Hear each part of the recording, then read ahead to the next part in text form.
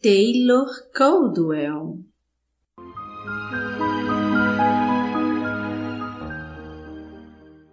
Médico de homens e de almas.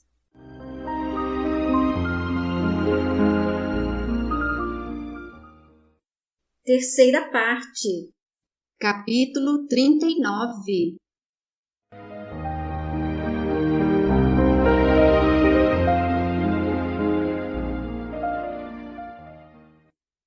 Senhor Lucano, não podemos descer em Creta, disse o comandante do navio.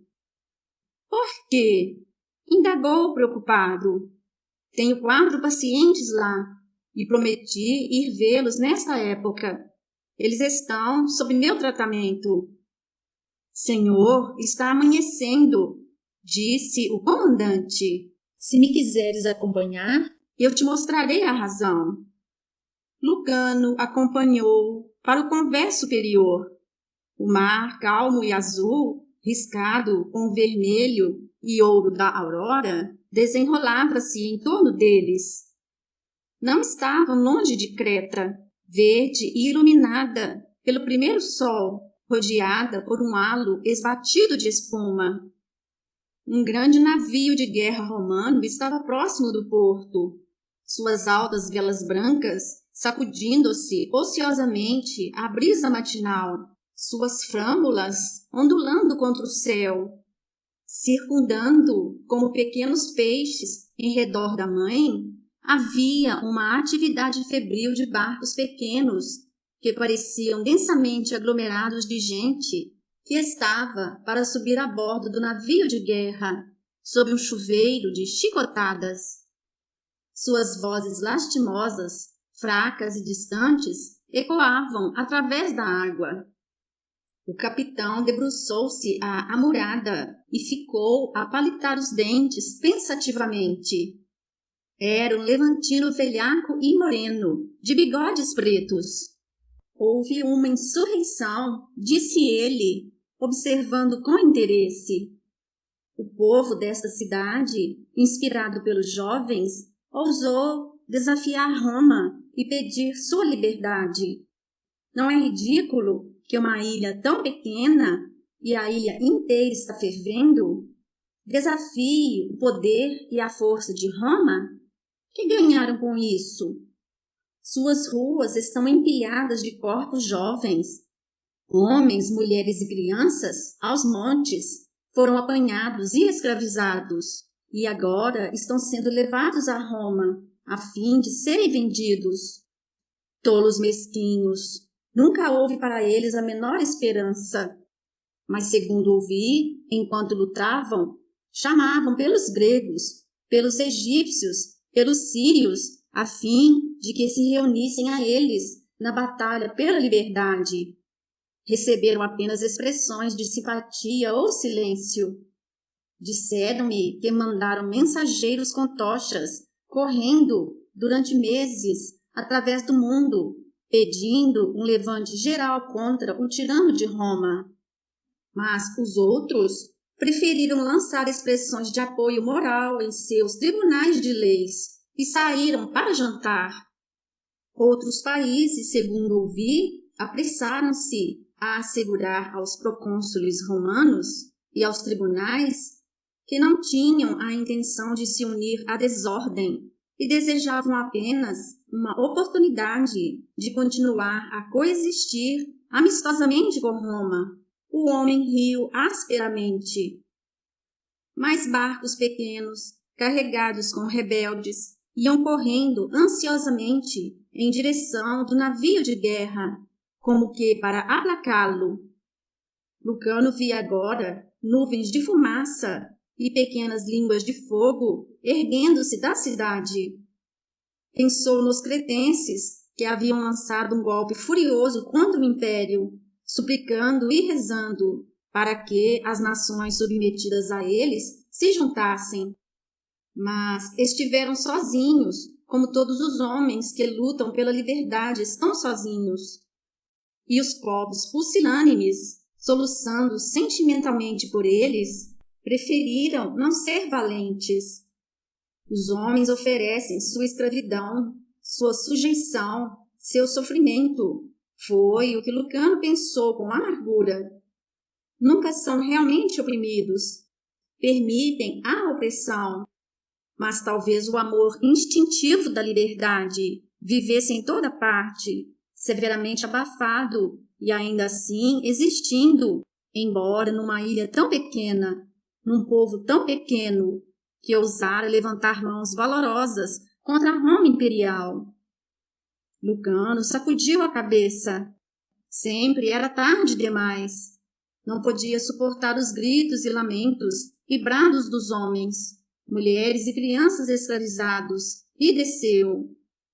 Sua porta abriu-se sem que batessem, e o comandante entrou, sentou-se junto dele, numa cadeira, e ficou a olhá-lo. A morte, disse o comandante, é sempre o preço que o homem deve estar preparado a pagar pela sua dignidade. Quando ele perde sua dignidade como homem, já não é mais homem, disse Lucano. Os cretenses, que parecem ter sido esmagados, tiveram seu homem de glória, que Deus esteja com eles. É evidente que ninguém mais estará, disse o comandante com um riso sufocado, mas é possível que eles não tenham sequer a simpatia dos deuses, que achem os homens deploráveis. O navio fez a volta e afastou-se. No porto seguinte, Lucano recebeu cartas de sua casa, mas nenhuma, conforme esperava, de Sara. Prisco fora reunir-se a Plócio em Jerusalém. Escrevera: acho os judeus muito interessantes. Atualmente, toda a Judéia ressoa com o nome de um mestre judeu, um Jesus de Nazaré, que prefere falar com a plebe a se reunir aos homens sábios da cidade.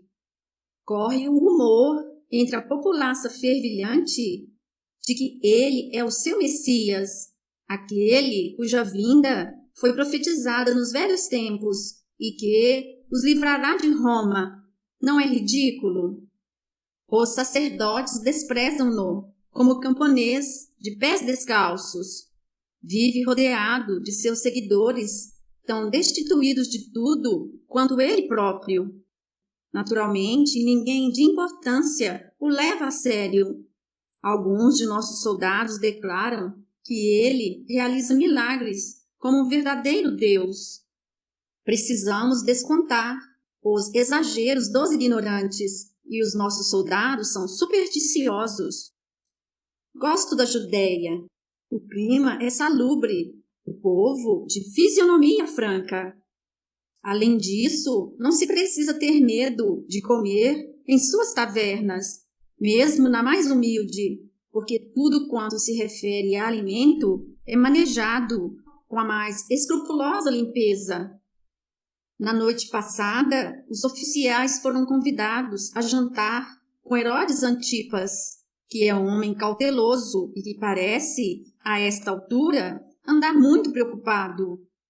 Ouvi dizer que é abstêmio em seus hábitos, o que possivelmente será falso, pois bebeu mais do que nós. Depois se debulhou em lágrimas e falou de um João que tinha mandado matar por causa de sua selvagem rebelião que agitava o povo. Isso aconteceu há quase 2 anos. Ainda assim parece perturbar Herodes. O país está fervendo. Lucano leu e releu aquela carta e pensou no centurião Antônio. Sacudiu a cabeça. Um rabi judeu, obscuro, iletrado, miserável, riu levemente. Seria ele o Deus desconhecido a que se referia o centurião? Deus se manifestaria sem dúvida na pessoa de um grande rei, de um poderoso sábio, de um nobre, de um patrício. Mas aquilo, sem dúvida, estava de acordo com a natureza mística dos judeus, que viam Deus em toda parte. Então Lucano pensou em Sara e no que ela lhe escrevera havia anos, sobre o jovem que dela se aproximara, chamando-a pelo nome e a consolara. Ficou pensando naquilo. Disse consigo mesmo que em todos os países há sempre boatos sobre milagreiros, sobre rápido aparecimento de deuses vestidos de luz, de estranhos acontecimentos. Um mundo reduzido à subserviência e sujeição sobre os romanos voltava-se para os mitos e superstições. Apesar disso, terrível inquietação apossou-se de Lucano. Sentiu a Judéia puxar por ele, como se fosse irresistível maré. Começou a pensar em fazer uma visita a seu irmão em Jerusalém, e então encolheu-se interiormente. Não desejava saber daquele perturbador misticismo dos judeus. Estava farto de homens como José ben Galiel. No porto seguinte, recebeu numerosas cartas, não só de sua casa, mas de Sara, de estrangeiros em Jerusalém.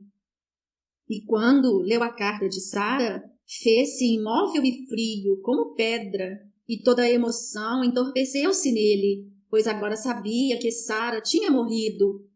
Ela escrevera: quando esta carta chegar às tuas mãos, meu bem-amado, meu muito querido Lucano, eu terei ido reunir-me a meus pais, pois estou morrendo. Não sofras, não chores. Alegre-te comigo, por ter sido eu chamada por Deus, que jamais esteve ausente de mim, num só momento de minha vida. Reze por mim, se quiseres. Quando deixei Roma, sabia que levava a morte comigo e estava feliz. Voltei para Jerusalém, a fim de morrer em meu lar, sem remorsos, sem anseios, sem desejos mundanos, pois que me ia reunir a meus pais e a outros que me amaram. A morte não é uma calamidade.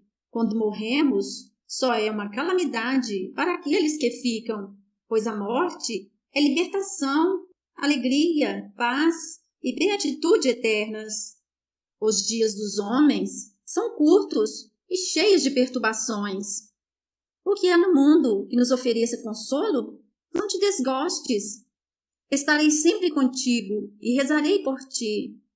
Nossa separação será breve. Deus esteja contigo e possa Ele trazer-te sua abençoada paz. Dos céus olho para ti, quando tiveres esta carta nas mãos, e rezo para que não chores. Encontrarás meu irmão Arrié. Antes de ficar confinado ao leito, eu vi aquele que estás procurando. Misturei-me com as multidões pelas ruas e toquei-lhe as vestes.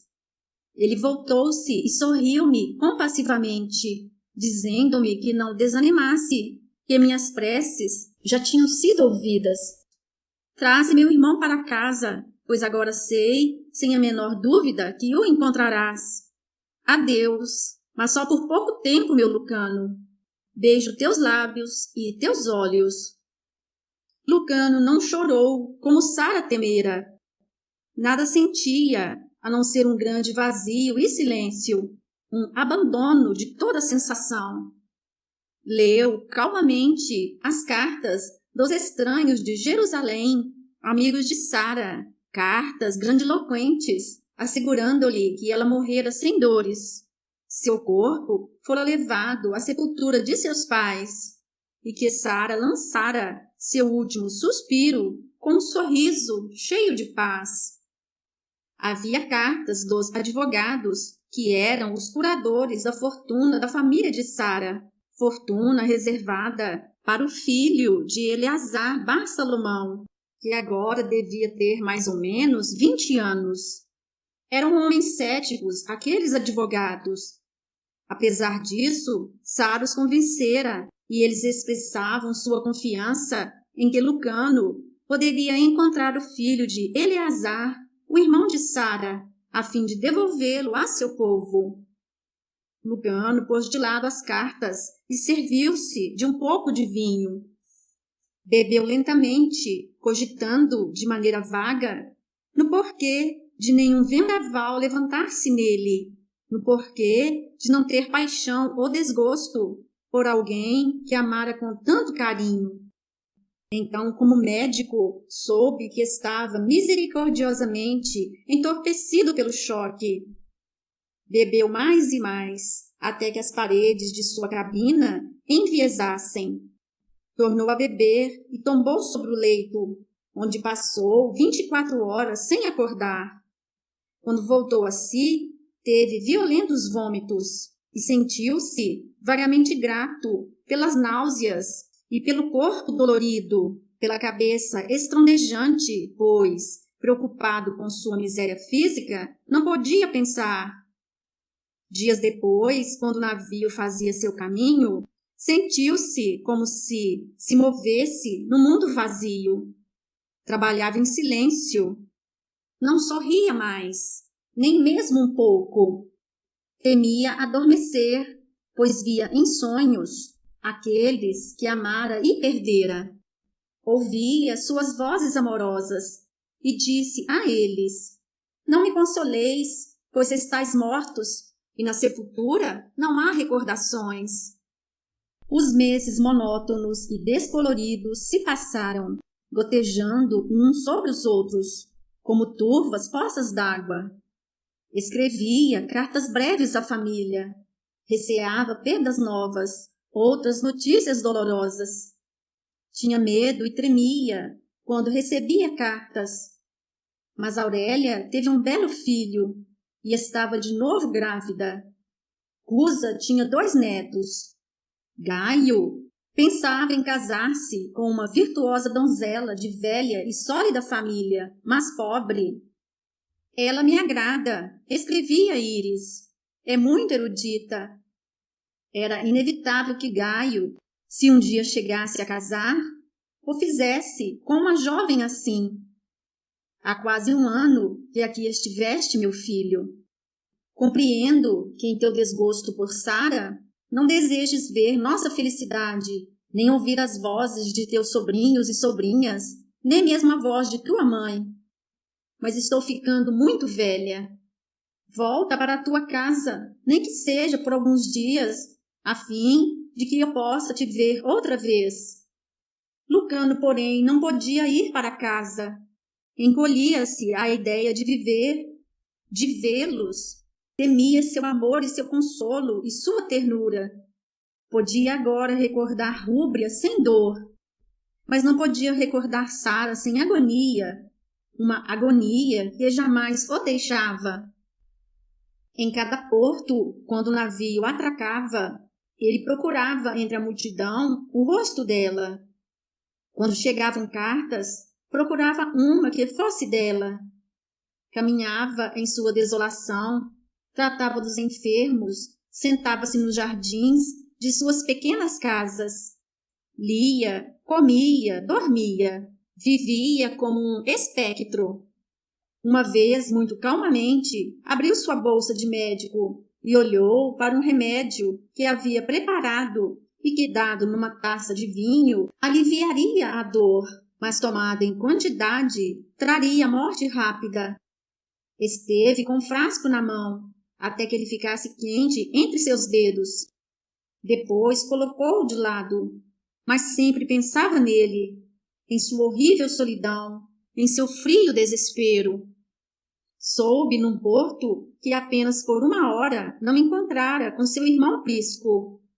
Este lhe deixara uma carta, antes de partir para Roma, onde iria passar algumas semanas de licença. Escrevera sobre o entusiasmo com que ia ver sua família e censurara o irmão por negligenciá-la.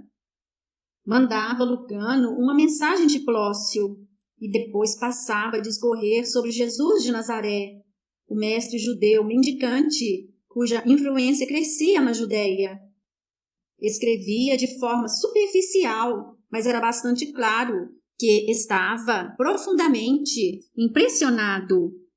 Falei muitas vezes com os que dizem terem sido curados por ele instantaneamente, pelo toque das mãos.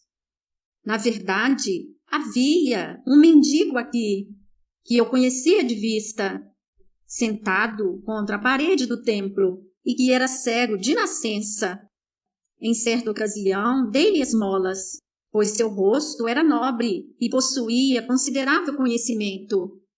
Depois, um dia, encontrei-o rodeado de muita gente excitada, e seus olhos estavam abertos e ele enxergava.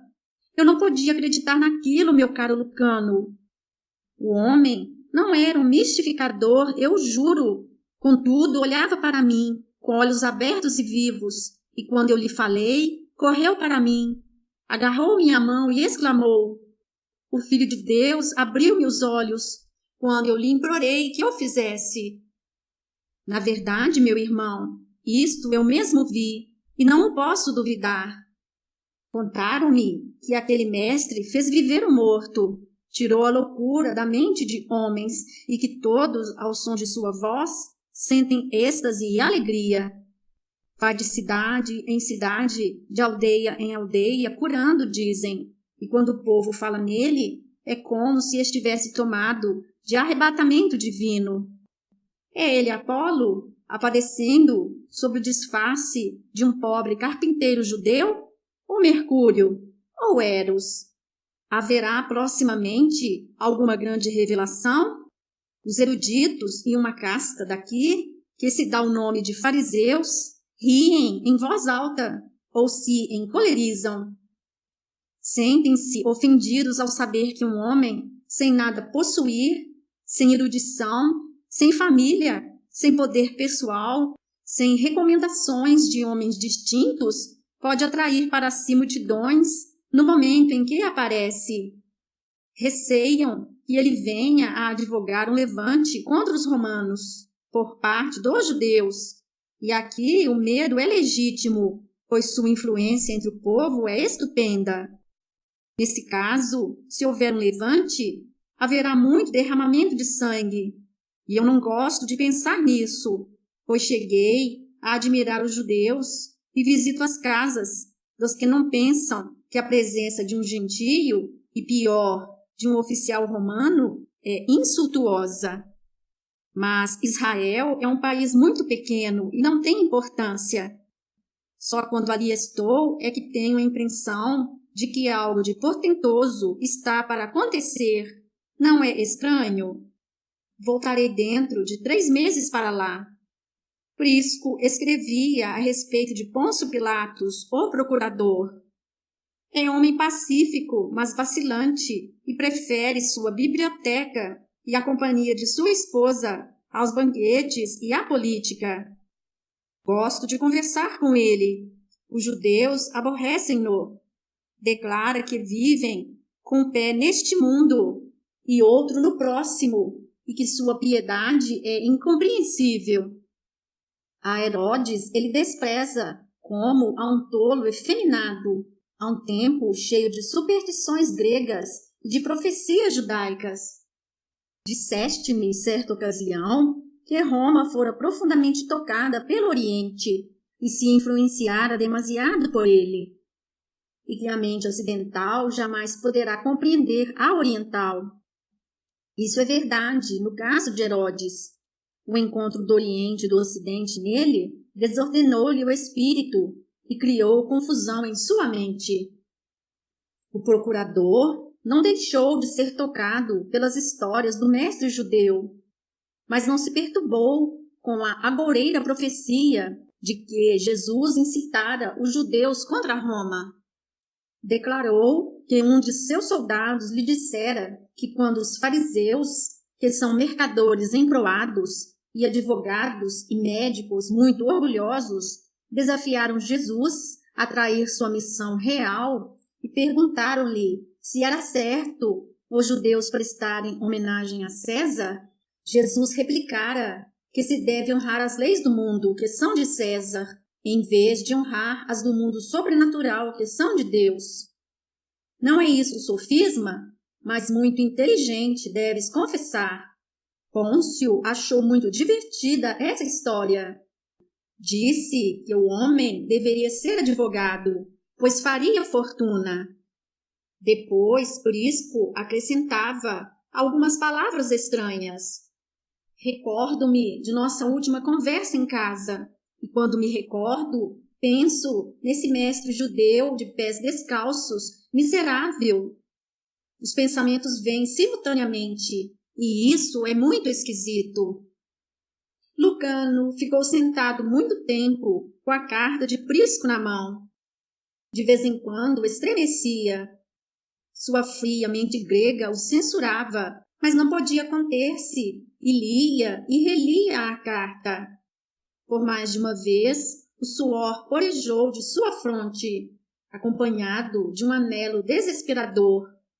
Então destruiu a carta, como quem destrói algo que o está atirando a um turbilhão.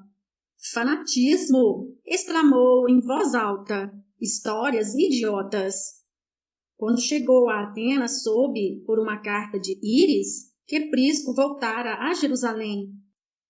A esposa de Gaio estava para ter um filho. Cus andava doentado, lamurioso. Lucano pôs a carta de lado, desatento. Havia uma outra que lhe era dirigida em caligrafia estranha e vinha de um lugar do qual jamais ouvira falar, na África. Querido e bem-amado amigo, esta carta é de Ramo, que pensa em ti constantemente e reza por ti sem cessar. Lucano não podia acreditar naquilo.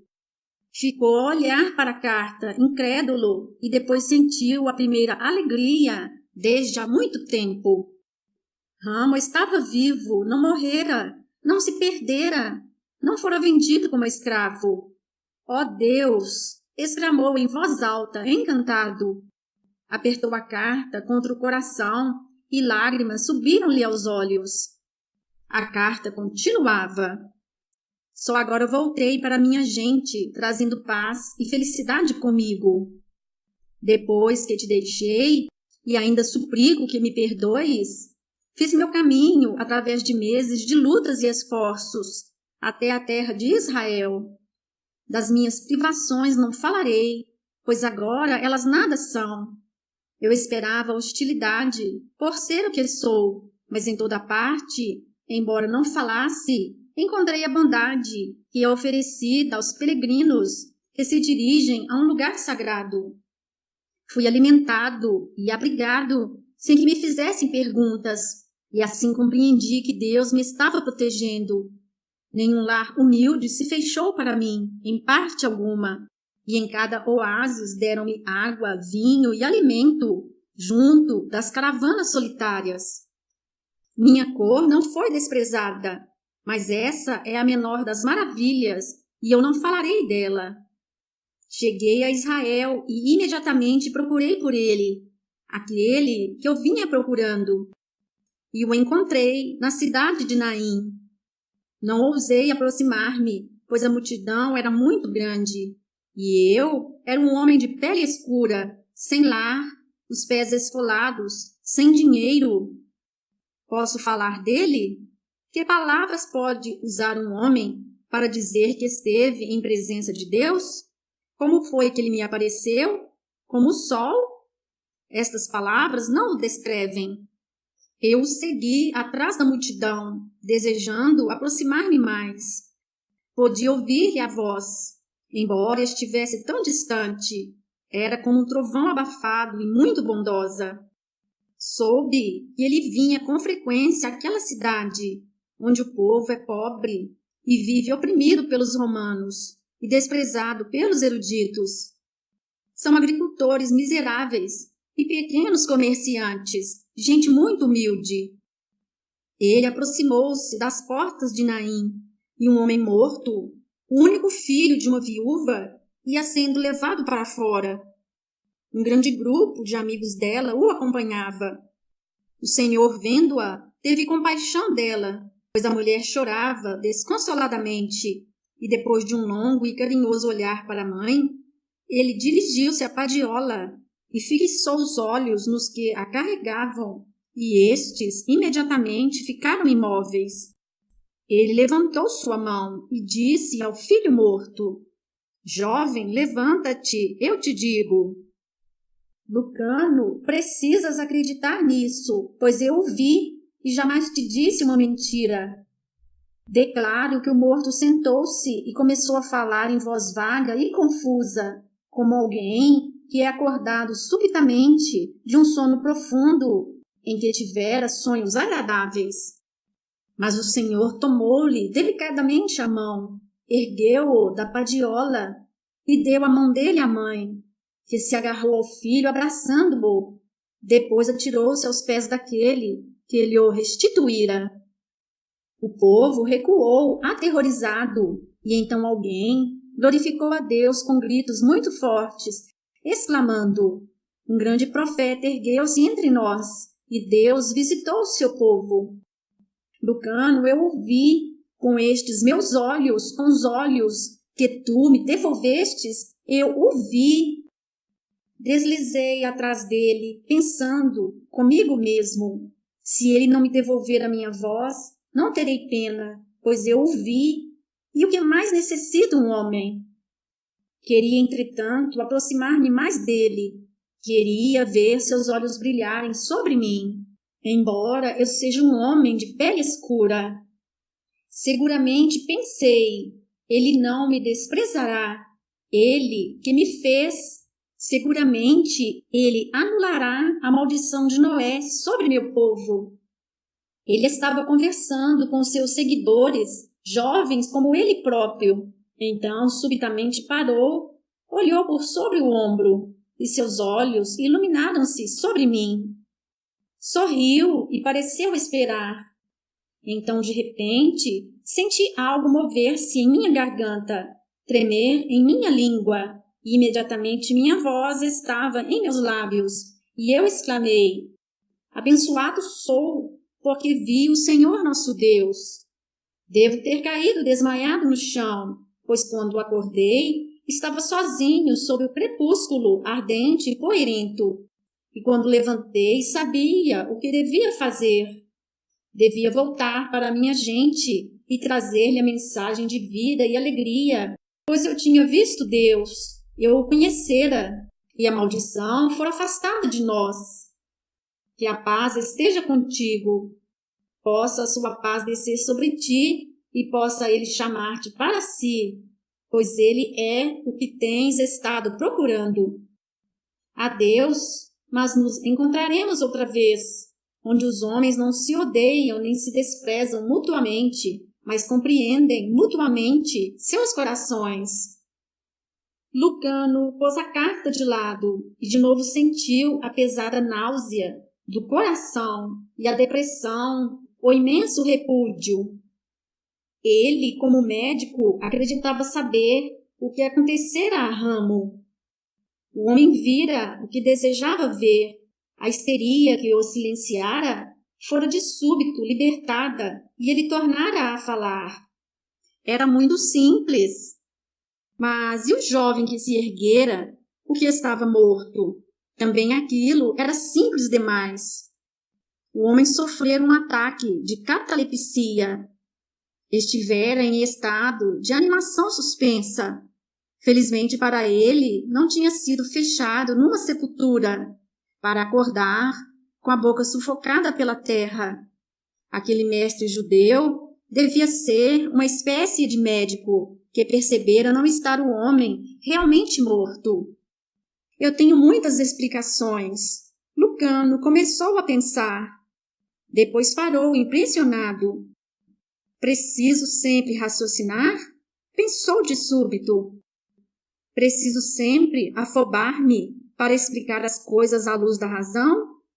Que me trouxe a razão, a não ser desgosto? Entretanto, tudo quanto não é lógico me parece revoltante, infantil, mesmo profano. E sem saber por quê, começou a chorar. Fim do capítulo. Minha alma glorifica o Senhor. Meu espírito se alegra em Deus, meu Salvador, pois atentou para a humildade da sua serva. De agora em diante, todas as gerações me chamarão bem-aventurada.